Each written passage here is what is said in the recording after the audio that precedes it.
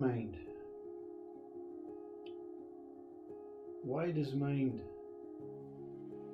not understand the meaning of life? Why does it err to the side of thought rather than feeling, emotion, the sensory? Why does it always have to make something out of it?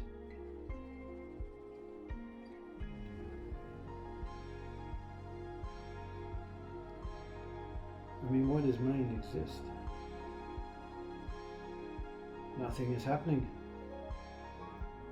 says the mind, until I appear.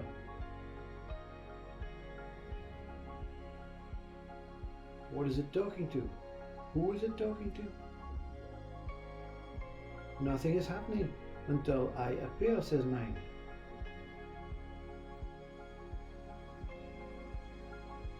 It may appear as if it's in your mind state right now that there's two people, one talking to the other, because that one that says nothing is happening until I appear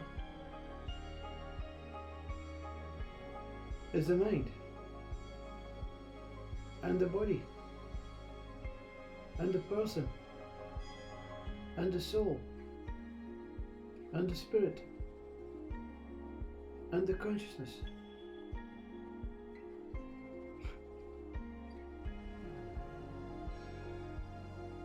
But it's talking to itself. When I, this body, talks to you, I am talking to myself. There's no audience in front of me, just myself. I'm pointing to myself in the device. The mirror, when the mirror is seen as something miraculous, because without life, without it, life does not exist as we know it. But the mirror is always reflecting, both ways. In fact, billions of ways. Like a celestial gem with countless, limitless sides. We look at the gem on our finger, we look at the diamond, and we say, it's beautiful. It sparkles, it shines. It's so powerful. And then you take the ring off, or you take your attention onto the clouds, and you say, look at the clouds. Different quality, different shape, different texture, different substance.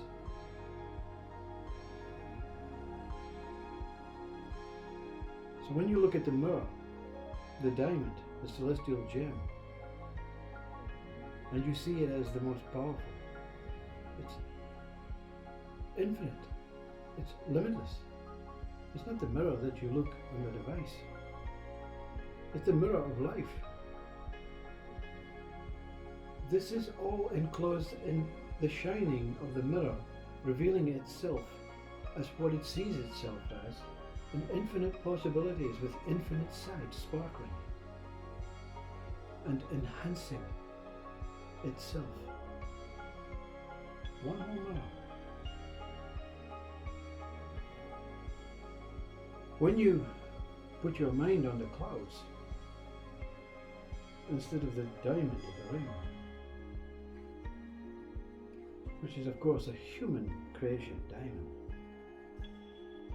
and a natural earth component, it's not the same.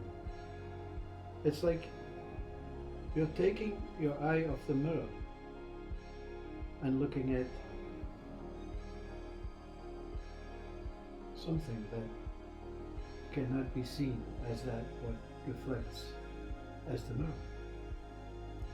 It's impossible when you know the mirror to look at anything else other than that sparkling life. And everything that surrounds you becomes mirror-like qualities of sparkling, pure, powerful life. When you look at the cloud, you want something different. You want a name. You want to create a substance. You want to understand it as a texture. As that what provides rain. So your mind is now in operation. I can go back to the diamond any time I like on my finger. I'm not going to take it off my finger. It's the most precious, the most powerful. If I die, that's all I want to keep, the diamond on my finger. I'm not going to keep the clouds or the chairs. I'm not going to keep the sofa, the thoughts, the ideas. I'm not going to keep my name. But I'm going to keep the diamond in mind. Because it evokes truth. And when you look at the diamond on your finger, you don't look at it and start counting the planes, the sides. You don't say, I prefer this side to that side. I prefer the top of the diamond to the bottom of the diamond. It's unified. It's unified light, unified power, unified sparkling.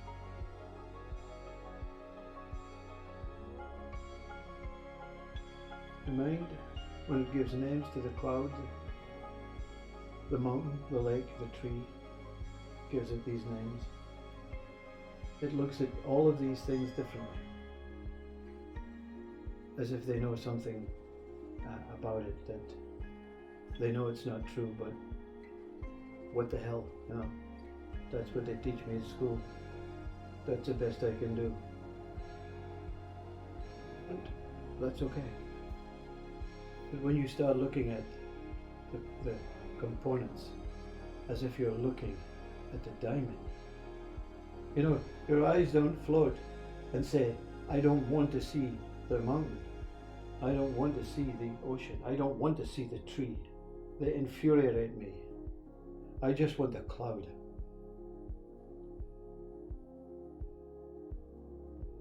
Your divisive mind is already manipulating its own suffering.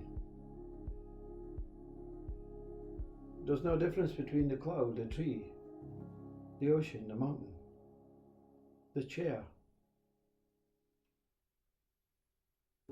the thought. No difference. Everything is the same.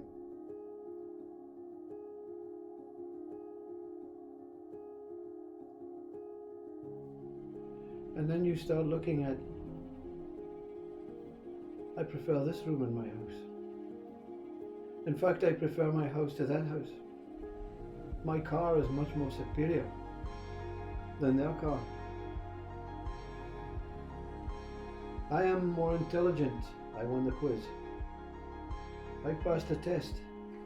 They failed. You have created from a one whole, sparkling, incredible life, including your body, including all bodies, including all components of life. You have created division. You have created pain and pleasure. You have created suffering. And we say, it's not my fault. And of course, it's not your fault that we go through life with this mindset, this divisive mind. We go through life saying, God is better than the devil. Names, words, different spelling, has to be different. we go through life saying, it's not my fault. And those that say, I want to change, I want to amend, I want to see life as that sparkling diamond, they try emphatically to use their mind to dehypnotize themselves into that state of mind. And it takes years and years and years. Sometimes centuries, sometimes so many bodies to try and establish that pure, tranquil, celestial mirror that exists as consciousness. And then suddenly, one day, the mirror engulfs all of your history, your past, your bodies, your reincarnated states, your future, your past, your time, and says, look at me. And you see yourself for what you truly are. And the mirror says, if you want to remain as this pure consciousness, you have to do one thing. I want you to return and shine and sparkle. I want you to be powerful. I want you to be pure. I want you to be whole, loving. I want you to be truly genuine. That what you see in the mirror is yourself. And you say, how do I maintain this? And the mirror says, stop associating with I, me, and you. And job done. And when you associate with I, me, and you, there's not a belief, there's not a personal attachment, there's not a me and you. There are words that appear to divide us, but we are undivisive, we're whole. We are the mirror of life, sparkling, powerful, pure. Appearing as different planes, different size, but always one. Never mind.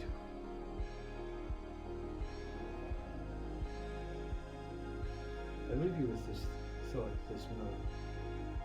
Can you discover the mirror within?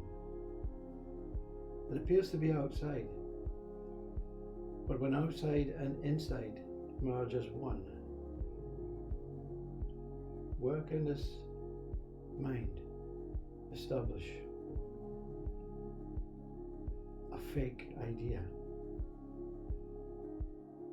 that it appears to be a subsidiary I, a secondary I see inside and outside as the same, says mind. Job done.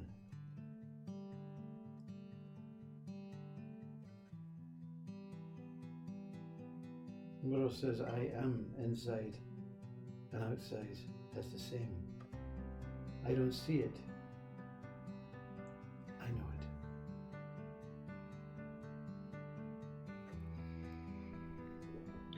You see, there's a time in every moment, you see, where the mind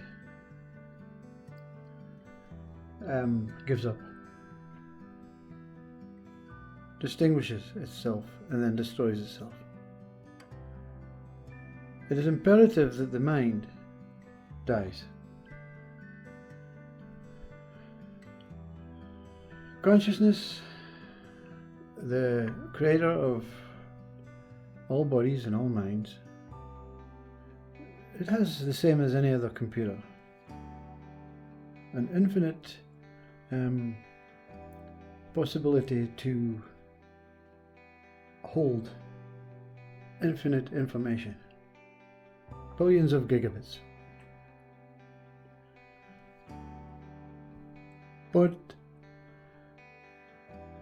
consciousness, like any other computer, every now and then has to upgrade or clean itself out. And every human body has to clear itself out. Clear itself out of the information, the knowledge, the ideas, the thoughts, the fantasies, and the possibilities of needing anything more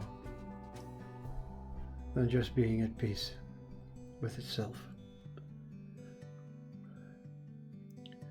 The only purpose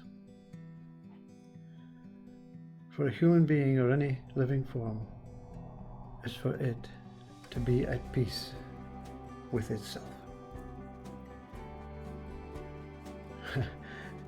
It sounds strange to the challenging mind, to the needful mind, to the wanting mind, the desiring mind. It sounds, no, I'm already at peace with myself. I want to experience fluctuations of overwhelming bliss, depression every now and then, a kind of anxiety, a suffering. Because the human mind knows all of these needs and desires are passing, and they're never permanent, because a computer has a delete button, and the body has a delete button, and the mind has a delete button.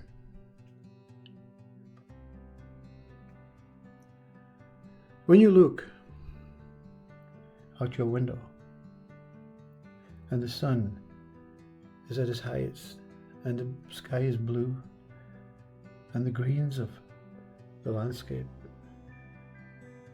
and the flowers and the scents with the birds chirping in the background and the sounds of the ripples on the lake. When you see all these, the mind tells you a story about it, makes poetry out of it, makes shapes, colors, emotional reactions, sensations, and entices experiences to walk in it, to breathe it, to swim in it, to love it, to be kind to it, to paint it, to make music out of it. But that what looks out that same window and says, I am at peace with myself. It's when the mind stops operating, turns around, and acknowledges that what it serves. Consciousness. That's all I am.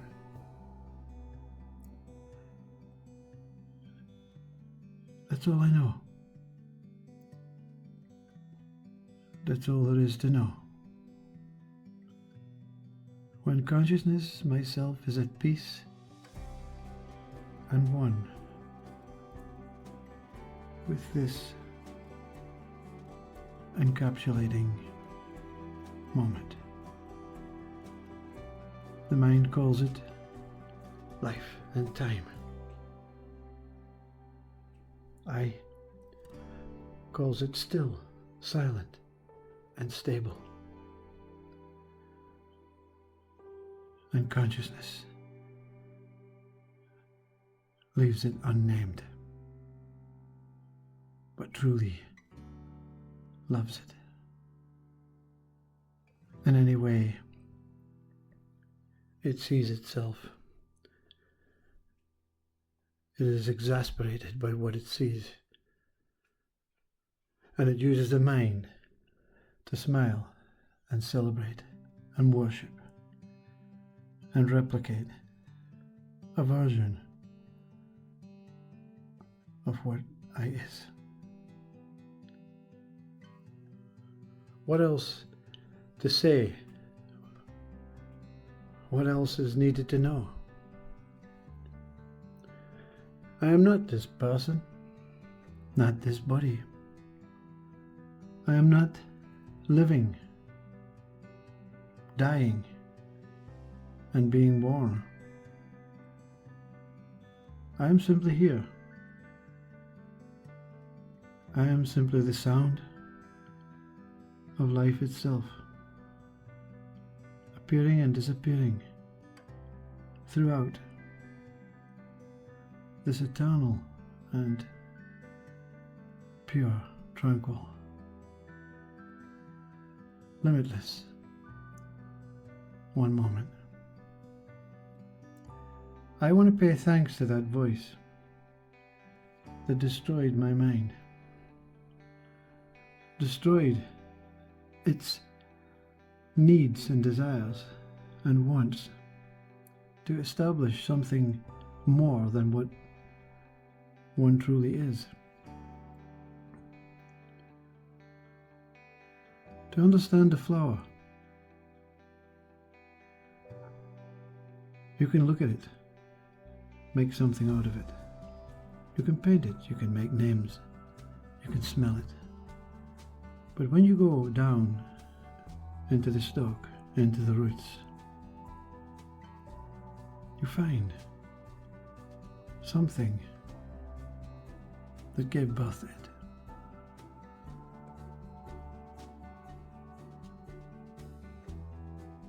I gave birth to myself. Consciousness gave birth to I. God gave birth to its consciousness. At primary school you get told the basic: God gave birth to all. Primary school, they sum it up. They make it easy. And then they tell you, let's break it all up. Let's make it difficult. Let's make it challenging. Let's make it exciting. Let's make it painful and hard.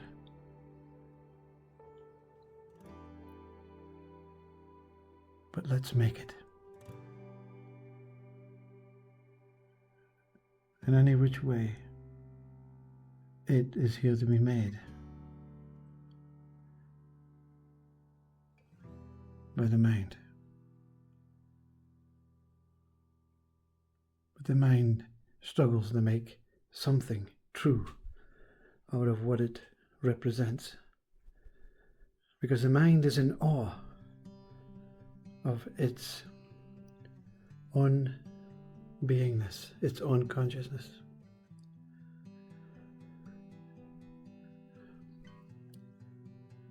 It's foolish to try and share the truth of oneself. It is the same truth as every oneself, but it is the path that differentiates each one to discovering the truth. Each flower is different, each stalk, different qualities, different thicknesses. The roots also uniquely individual.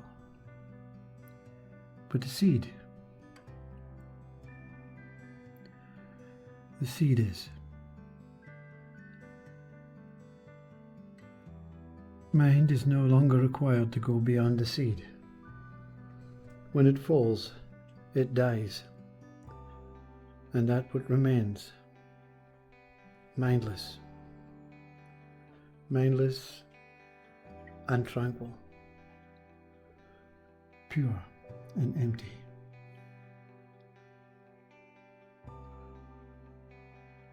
Me. Just me. Thank you for the time.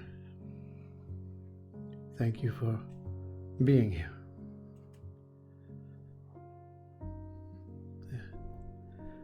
I goes as this mind, leaving behind a love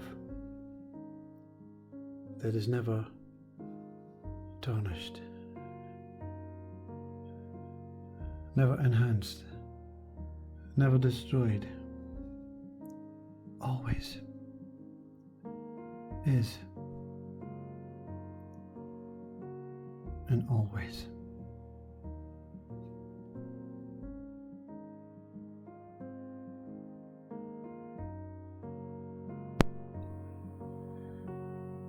Yes, in brief, yes. God, some significant superior source, presence. Yes, it destroyed myself, me, the person mind, with one single colossal voice. This voice, it encompassed the universe, within myself, out with myself, and beyond.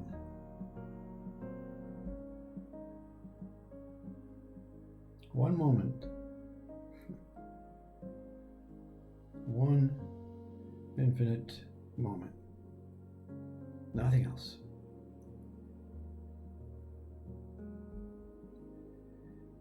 But of course, no. If it wasn't this God, or whatever, simply recognizing the commitment from that is destroyed, the me,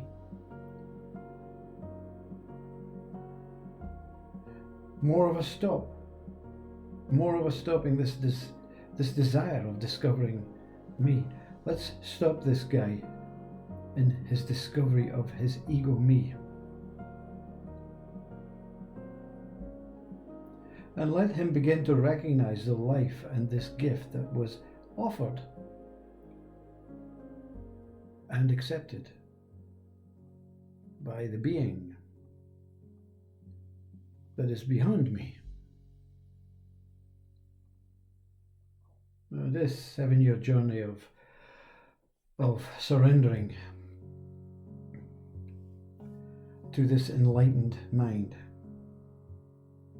it was ceased in one moment, automatically. No more, said this voice.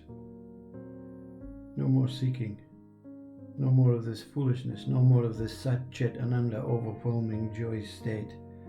What body can maintain this pleasure, this joy, this vibration? What human man or woman can shine like Krishna, like Shiva, like Christ, like Buddha? Only the chosen. So you have to stop. So this whole surrendering, this whole encompassing love was taken away. This whole 7 years of surrendering was ceased in that godly moment. But now, how? How can whatever that picked itself off the ground, could this one be safely landed back into this earthly body? From this original being space into squirming back into the flesh and bones and blood of death how was this one going to cope, you see? The dissolution of joy replaced by the creation of God, replaced by tough, get yourself back.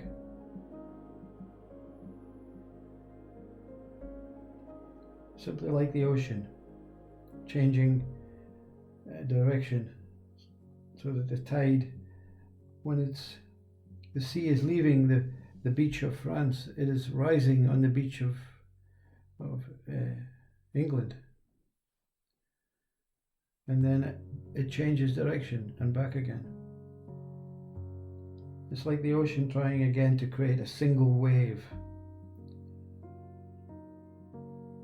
Which wave will I be this time? You've no choice, says God. The body lying over there is yours. Get in. Or make way for another, you know.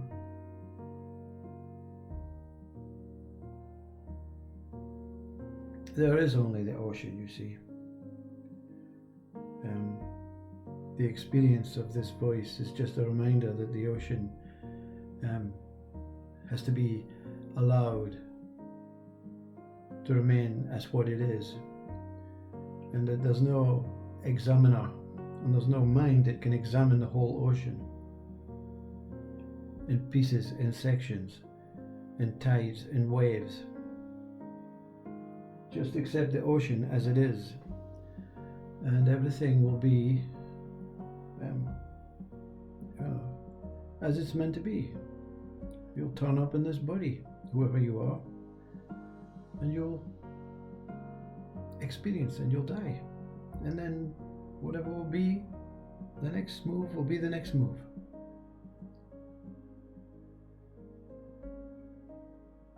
Some of the wisdom that remains is, yes, I get it. I actually get it. I now know. This I now is reborn and knows. We are not here to find God. We're just here to represent God. We're here to represent the ocean.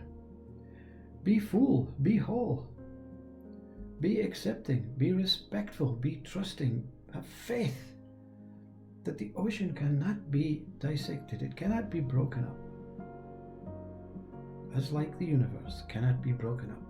Just a thought that I am a minuscule thing in this ocean of universe. And the body, of course, and the mind, of course, it is. But to represent God, if you represent yourself as that minuscule body, as that minuscule mind, you're just doing an in-service. Be whole. So, the warning is, unless you're Buddha, unless you're a chosen one, unless you're Christ, the idea of finding God for you is the beginning of another type of suffering. The suffering of a different quality of ego. It's just as dangerous as any ego state is. It was, of course, within the voice that lessons that sifted through as a kind of token gesture. You're going back, but I'm going to give you some more tools to work with this time. I'm going to give you a better quality of mind to work with. So within this voice, lessons appear that a true human purpose is vital. And we are truly evident. I wouldn't say evident, truly needful for God to be here as a human and represent this wholeness, this oneness. But we're not doing a fucking good job, that's for sure. So you have to take ownership in a very egoistic way and say, well, okay, we, the world, are not doing a good job. The world being all people, as far as the ego mind is led to believe. No, your world is not doing a good job. Your mind is not doing a good job. What do you have to do, to do a good job? Well, the lesson is, it's the ability to be humble, the ability to create, be grateful, and trust that I simply am this gift. I simply have the name of God, it. And if that part of God that is me,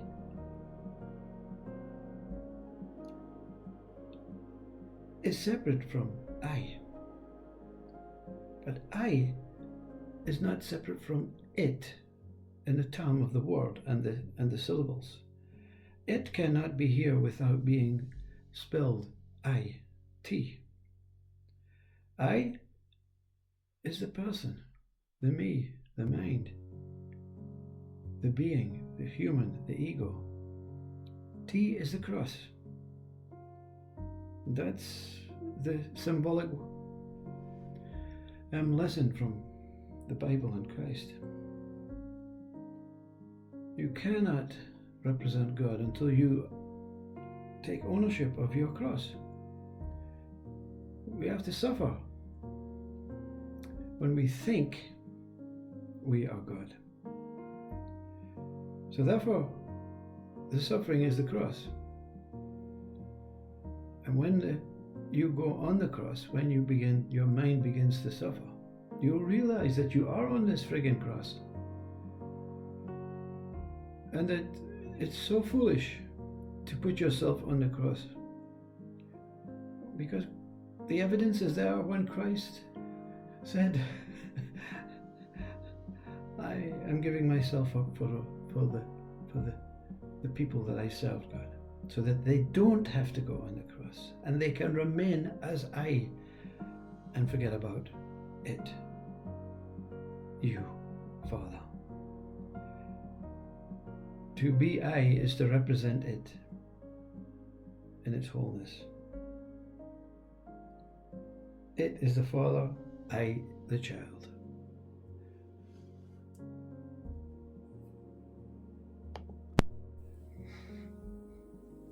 You see, when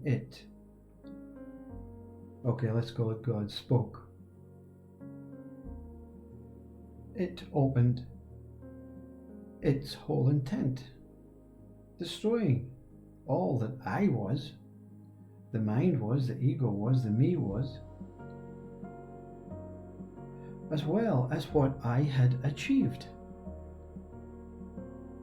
appearing as if I had sacrificed everything, given everything up, and was on some sort of bliss state, feather-like journey, being led, spoon-fed by Christ,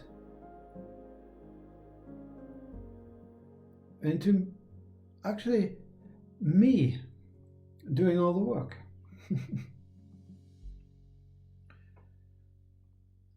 Well, when God speaks this voice, it completely exposed this me as a fake. Even the journey, fake. All your names, fake. Your stories, fake. Your whole ideas and concepts of what life is about, fake. Your mind itself, fake.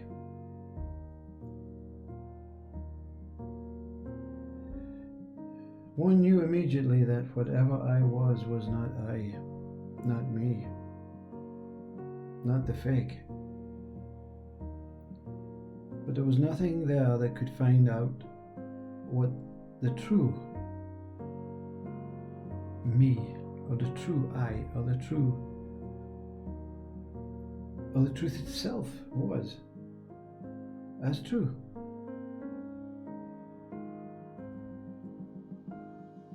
The symbol of God was the place, the tower,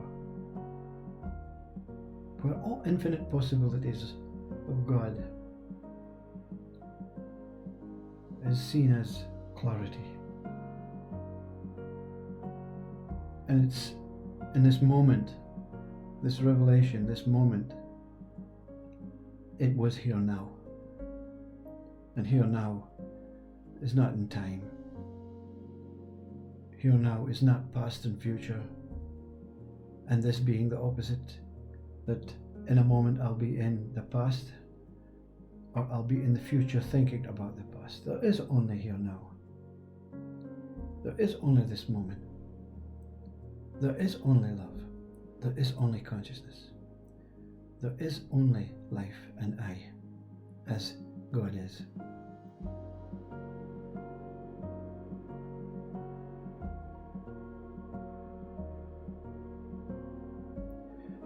We are fortunate to have some sort of religious teachings as a child, to make comparisons of what was taking place in this moment into what we were told. See, the religion that I learned as a young child explained that God was not here and now, but up there into the sky.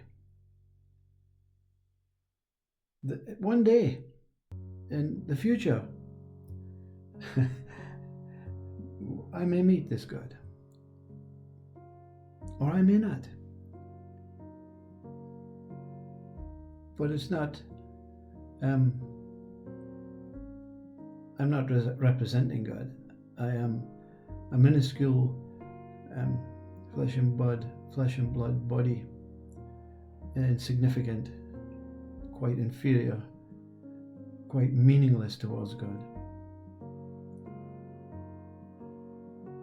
And then suddenly God says, "Now, here and now."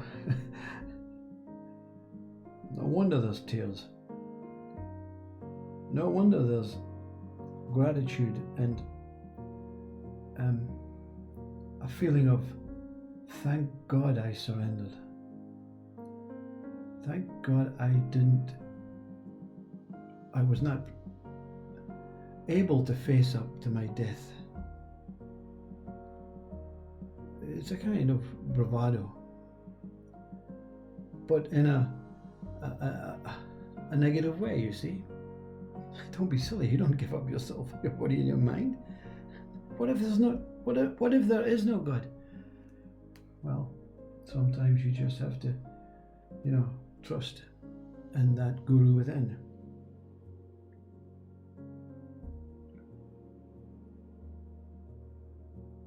This voice had just replicated Christ's words within the wisdom of this one moment.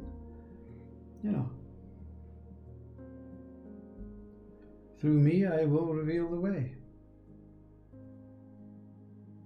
It was a lesson. It's not saying you will reveal the way. It's echoing Christ's words, but with the knowledge that I have to take these words. God is forcing me to take these words. Christ is forcing me to take. Why? What do I do with these words? And then you pick up St. Thomas and you say, wow, Christ is not speaking about himself in any of this book. He is giving the opportunity for us all to be free. And no more cross, no more suffering, no more me, no more you, no more I.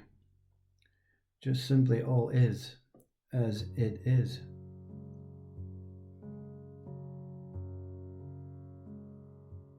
But you have to be very careful that you don't project that Christ gives you the words and then you repeat them, so you must be something special.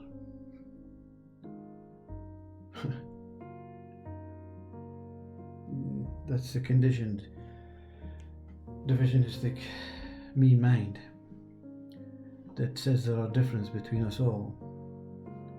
This moment that I experienced, this moment that whatever mind am died to, is the moment that we all are experiencing right now.